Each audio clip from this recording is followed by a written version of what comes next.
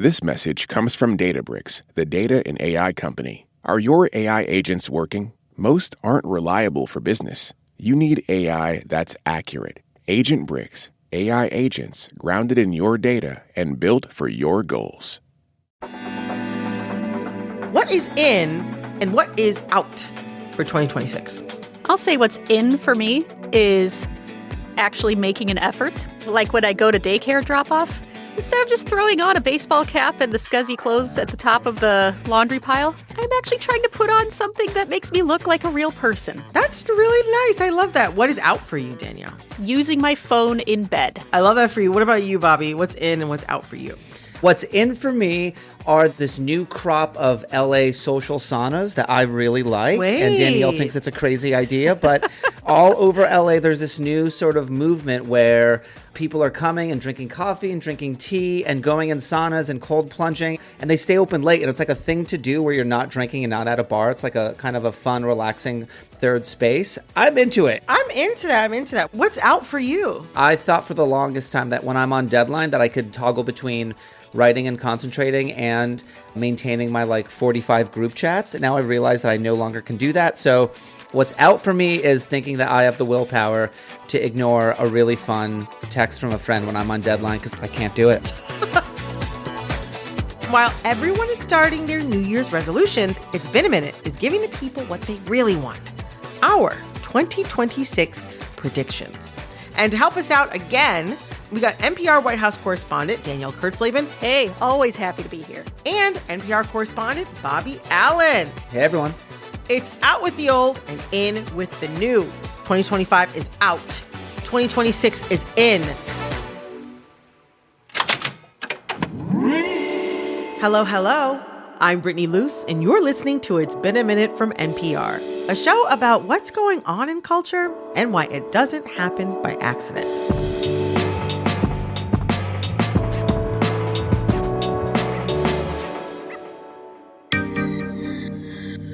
So in my mind, 2026 is shaping up to be a changing of the guard. Why, you may ask? Well, my big culture prediction is that when Beyoncé finally drops Act 3, which I feel like is going to happen in 2026, I think she will also be announcing her retirement. Wow. I know it's blasphemy for some to say that Beyoncé will ever retire, but I don't know. I feel like I've been seeing the writing on the wall. Those who get it, get it. Iconic Destiny's Child album. And I think that she will make her ascent to legacy artist status. Now, who will be taking the reins after her? I cannot say. I have no clue. I'm not seeing a clear front runner yet, but I think sometimes it can be good for the big boss to go ahead and retire so that you can see who's gonna take the reins after. So if you announce an album trilogy, it does raise the question, well, what's after that, right? If you announce that early on, it's like, okay, well, hello. I'm kind of with you, Brittany. I think this might be it. Do we know what Act 3 is called yet? We don't know what it's called. A lot of people are hypothesizing it's going to be a rock situation. Oh. Listen, her collaboration with Jack White on Lemonade is one of my favorite Beyoncé songs. I mean, I love Jack White anyway. It's one of her best. Oh, it's so good. So, man, oh man, if she does a rock album, I mean, these last two have been incredible. So, I mean, if she does a third one that's rock and is as incredible, she could leave on the highest possible note. Yeah. Well, I'll say, however, she does decide to take a step away from the spotlight, it would be in line with what may happen politically this year. A changing of the guard, which leads me to my first question. Danielle, the midterm elections are this year, and I'm wondering, who do you see the Democratic Party throwing their weight behind, especially since there are so many new figures vying for power? I am so glad you asked because I am going to be so on brand here. I think this is going to be the Dems and Dudes year, and we've already seen some hints of that, where Democrats, having lost the presidential election twice, even though they won the popular vote once, with women at the top of the ticket, and having not only that, but lost those elections to Donald Trump, who really plays on people's particular biases about race and gender, I think Democrats are really leaning into trying to find guys, often white guys, often straight guys, to run for Senate and House races this year. And we've seen, Graham Plattner in Maine, who is vying for that Senate seat. We have seen him get so much attention already. You could hear Democrats just swooning when he put out that campaign video where he swings a kettlebell and is on his oyster farming boat. And look, hey, Danielle Kurtzleben, I sound like I'm being contemptuous. You know what? That is great. That is, he may well be an excellent senator and an excellent guy. I am just saying that this deification of a certain type of manhood, of beer-drinking guys, I think Democrats, having been the party of, diversity, having a very diverse coalition, I feel like this year they really seem to be leaning into the dudes. Okay. So if we're talking about guys, we got to talk about the tech bros. Bobby, 2025 was definitely the year of the tech bro, especially as AI took over everything. I've seen some financial commentators pointing out the ways in which the current moment we're in with AI right now, where there's been a ton of investment and people are not bowled over yet by the product. I've seen some folks pointing to the similarities between this moment and sort of the pre-dot-com bust. That said, where is AI headed for 2026? Do you see any kind of similarities there? There are a lot of similarities. I mean, with the lead up to the dot-com bubble burst, we laid all of these fiber optic cables all over the country, and we said, the internet is here, and then the internet wasn't here yet. But eventually the internet did come here. So, people are like, yeah, there was a bit of a problem when the bubble burst and all of these dot-com internet companies in Silicon Valley went out of business. But then as the decades passed, we were all happy that we're able to bring the internet, to Americans at full speed. And some are saying that might happen here, that there might be a deflationary period where some of the rah-rah AI companies are going to go under. Some of the investment is going to be pulled back. Data centers will slow down. And there might be a situation where we're in an overbuild situation. We just have too many of these data centers. But the boosters, the optimistic Silicon Valley types, say that will pay off with time. Now, the more pessimistic types say, no, this is going to be an overbuild. We're going to be left having all of these giant factories full of graphic processing units, GPUs, and they depreciate. So if you have them in a data center for enough years, they stop being useful because they're running 24/7 all the time. And one skeptic put it to me, we might have a situation where we have hundreds of data centers essentially full of rotten bananas, right? That we have all of these GPUs, these graphic processing units that are fried or no longer useful. And it's not going to be like the fiber optic cables that lay them and then decades later, they're useful. Yeah. And then they became useful. Exactly. So so there's a lot of people that are concerned, but I'll tell you where we're not getting any concern, and it's from the Trump administration. We have David Sachs in the White House leading AI and crypto policy, who is a longtime venture capitalist with ties to all sorts of tech people. He's part of they call it the PayPal mafia, Brittany. They're like Elon Musk, Peter Thiel, David Sachs, and others I've heard who were very early on in putting their money and ideas together to create PayPal and really opened up the digital economy like never before. And they are just Silicon Valley's Star Wars. So they have a direct line into the White House, and the message that they're getting from industry types is full speed ahead. So we'll see if that is a mistake or not, probably in the coming months. All right. Well, I'll say we can't talk about AI without talking about these deep fake AI slop videos that are flooding our timelines. I wonder, Danielle, how do you see AI affecting what's shaping up to be a pretty significant political year? Well, my prediction here is maybe more of just a profound fear, which is that 2026 is going to be the election. We have midterms next year where AI really comes in and starts playing a part in a big way. And by which I mean that there's going to be some sort of video out there that fools us. I'm afraid one's going to fool me. Because the AI videos that we've seen that have gotten so much traction in politics thus far this year were ones that Donald Trump shared that were clearly, jokes or that were made to just show how great Trump is. There was one where it was a picture of him.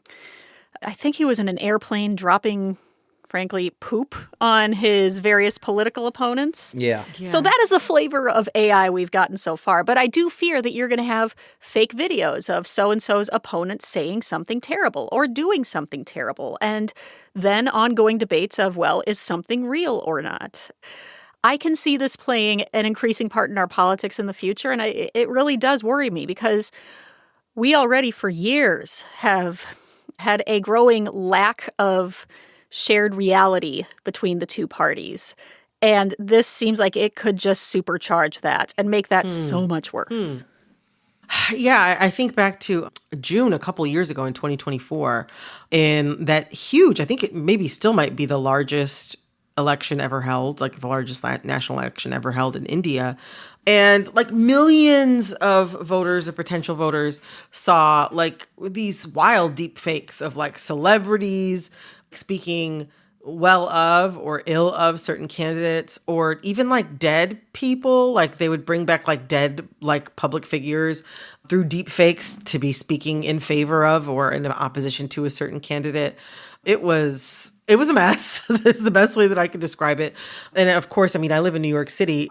The things I saw the Cuomo campaign putting out, like these really weird AI ads where they had like a fake Mom Donnie. That's right. But also like a 70s pimp and like, you know, a woman who appeared to be drinking herself to death and the streets on fire and the city was full of rubble. It was like, I mean, I don't think it really was going to fool anybody. It looked awful and completely unreal. But yeah, that's a part of political messaging now is using AI. It's like it's in this very kind of like nihilistic and dark way. Like, but this is the techno future we're in, right? That in addition to like hitting all of the platforms with your usual political messaging, you're trying to be in on the internet joke, and now that includes using AI.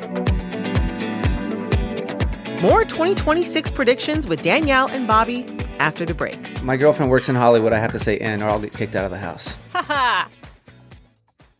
This message comes from LinkedIn, who knows how even one hiring nightmare can ruin your small business dreams. That's why LinkedIn Jobs' new AI assistant uses insights from over 1 billion professionals to create a personalized shortlist of the best applicants, and even finds candidates you would have otherwise missed, so you can hire right the first time.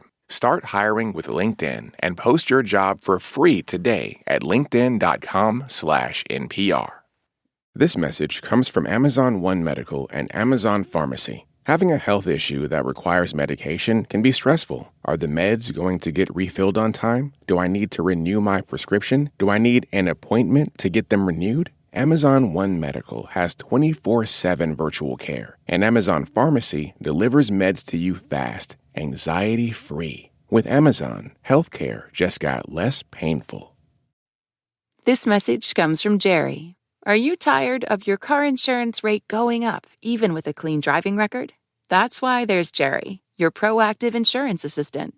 Jerry compares rates side by side from over 50 top insurers and helps you switch with ease. Jerry even tracks market rates and alerts you when it's best to shop. No spam calls, no hidden fees. Drivers who save with Jerry could save over $1,300 a year. Switch with confidence. Download the Jerry app or visit jerry.ai/NPR today.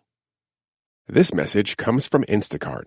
It's Sunday, 5 p.m. You had a nonstop weekend. You're running on empty, and so is your fridge. You're in the trenches of the Sunday scaries. You don't have it in you to go to the store, but this is your reminder. You don't have to. You can get everything you need delivered through Instacart so that you can get what you really need. More time to do whatever you want. Instacart, for one less Sunday scary.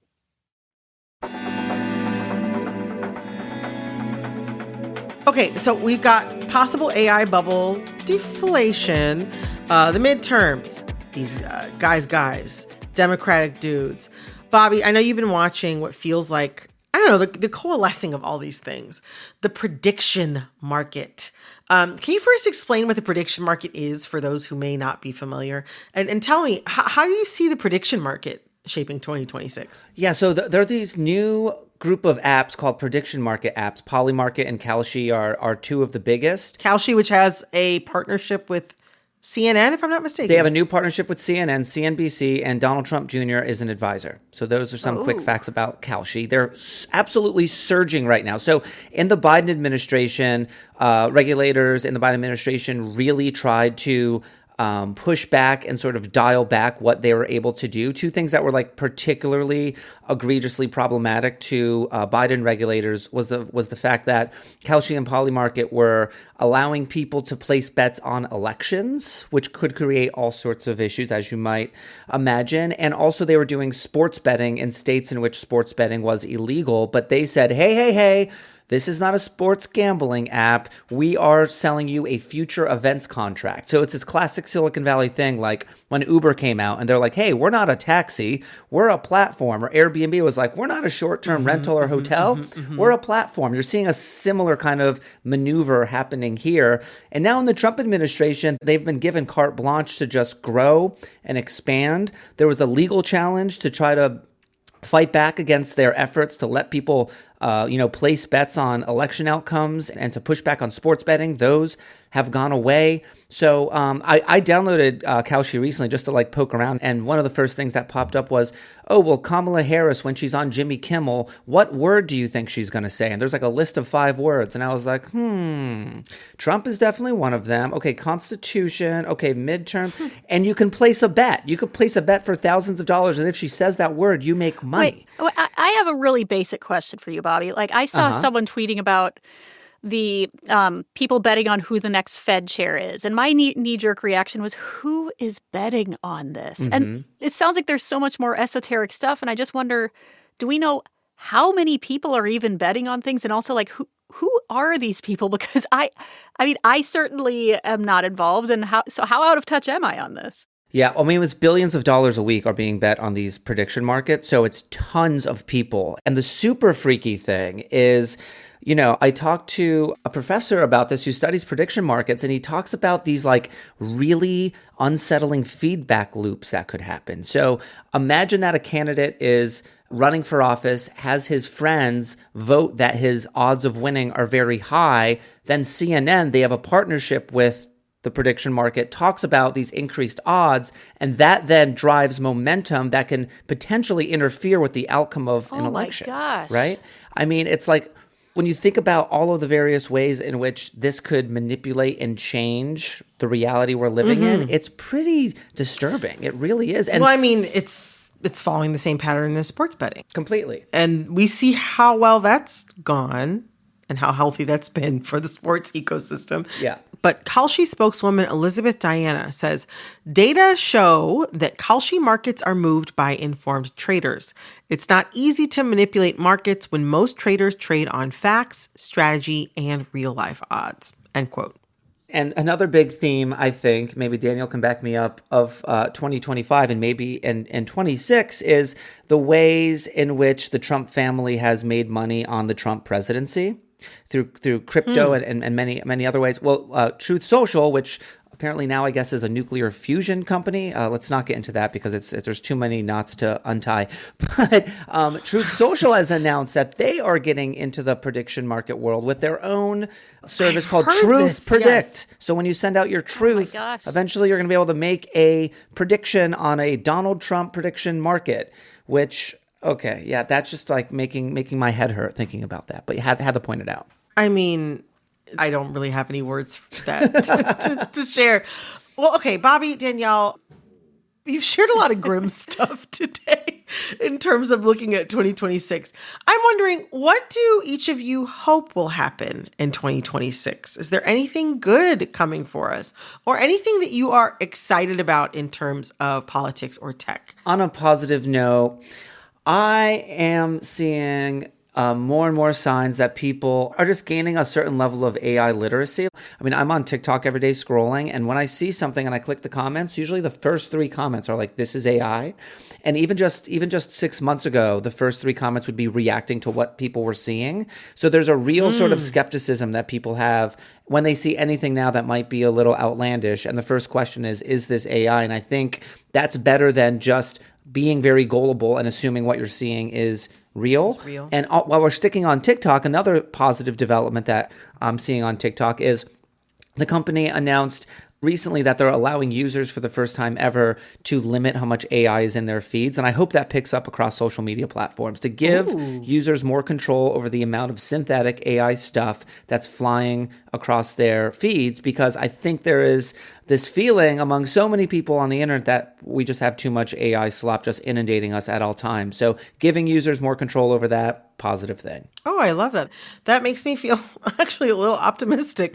What about you, Danielle? Is there any trend that has you maybe feeling like that you're hoping for in 2026, or has you feeling hopeful for 2026? So there's a thing I've been thinking about where when I have been scrolling TikTok, I scroll past these videos of women saying, don't get married. Hey, girls, marriage was the biggest mistake I ever made, blah, blah, blah. Now, in and of itself, that sounds kind of bleak. Like, my God, people getting divorced, that must be hard. And I'm not saying, hey, don't get married, because I am in a heterosexual marriage. Like, that is not what I'm advocating here. But I do have this sense that women who have for so long been told that so much of your worth is tied up in whether you get to be a bride or not to a man, that is loosening. And I really think that it can lead to maybe just some more thoughtful and ideally happy-making choices that people can make in their relationships when you're not feeling that pressure to go get the white dress and all of that. And Lord knows, I was single for a while. I felt it. It is ingrained in my brain because I was a child of the 90s. Like, that's just how it is. But I really, really hope, and I like the idea that maybe today's little girls and boys don't have that idea in their heads that you need to get married soon and quickly just to establish your worth. That maybe you can just think about it and feel it out. I love that. I love the idea. Like making an enthusiastic, a choice that you feel enthusiastically about, a choice that you feel really good about for yourself. Imagine that. Imagine thinking about whether or not you like something and then making a decision going forward based off of that. It's revolutionary stuff. To close all this out, I want to do a lightning round of ins and outs. I'm going to put something to both of you, and I want you to blurt out whether you think it's in or out. Got it? Yes. Got it. Love it. Okay, let's get started. Labubu's, are they in or out 2026? Out. Still in. I think they're still in too. I'm like, if they can give you some sort of goofy happiness for less than $50, I say in. Okay. Everyone was rightfully shook by the Netflix Paramount drama and whether or not it would affect physical theaters. We're still waiting to see how that plays out. But until then, in 2026, is movie going out or in? In. My girlfriend works in Hollywood. I have to say in, or I'll get kicked out of the house. So in. Okay, I love that. You know what? I am also in. I just love going to the movies. Yeah. It is my number one. It's like one of my number one favorite activities. I love it. Okay, on that note, I don't know about y'all, but I am missing the physical aspect of the things I enjoy. DVDs. I'm trying to rebuild a DVD collection. Records. Is physical media in or out? Oh, very in. Definitely in. Yeah. Oh, okay. We all agree on that. Very in. Okay, now this is my most controversial one. With AI slop mucking up the internet and everyone burnt out by doom scrolling, I have to know, in 2026, is social media in or out? Out. Out. Definitely out. Yeah. I actually also said out. When you see me promoting this show on social media, in the moment, I was feeling like it was in. Let's just agree to be that social media is in together. Well, and subscribe to the show. Hey, it's in for our jobs. It's in for work, out for life. Post less. That's my motto. There we go. You heard it first. Social media is out. Labubus are in. That's the world I want. All right. Bobby, Danielle, thank you both so much for coming back and giving me some insight into the year to come. Thank you both so much. Have us on mid-year to see how these predictions panned out. Always a blast, Brittany. That was NPR's Bobby Allen and Danielle Kurtzleben. So lately, I've been ending the show by asking all of you to rate and review this show. And oh my gosh, have you shown up? The ratings are going up and more people are following the show. One of you wrote that this is, quote, such a magical podcast. Another one of you said that this show made you start listening to podcasts for the first time. Let's keep the momentum going and keep growing this community. Help out by rating or reviewing the show wherever you're listening. And thank you. This episode of It's Been a Minute was produced by Alexis Williams. This episode was edited by Nina Patak. Aaron Edwards. Our supervising producer is Barton Girdwood. Our executive producer is Verilyn Williams. Our VP of programming is Yolanda Sanguini. All right, that's all for this episode of It's Been a Minute from NPR. I'm Brittany Luce. Talk soon. This message comes from NPR sponsor Capella University. Interested in a quality online education? Capella is accredited by the Higher Learning Commission. A different future is closer than you think with Capella University. Learn more at capella.edu. This message comes from NPR sponsor 1Password. Anyone else feel like 99% of your emails and texts are password reset codes? Trusted by millions of users and over 175,000 businesses, 1Password lets you skip the resets and sign in securely with strong, unique passwords that autofill across all your devices. You can safely share logins, store cards and files, and finally stop using your pet's name as a password. Try it free for 2 weeks at onepassword.com/NPR. This message comes from Bombas. When you're playing sports, you're focused. Your socks should be too. Bombas engineers socks to fight sweat and cushion impact for every sport. Visit bombas.com/NPR and use code NPR for 20% off your first purchase.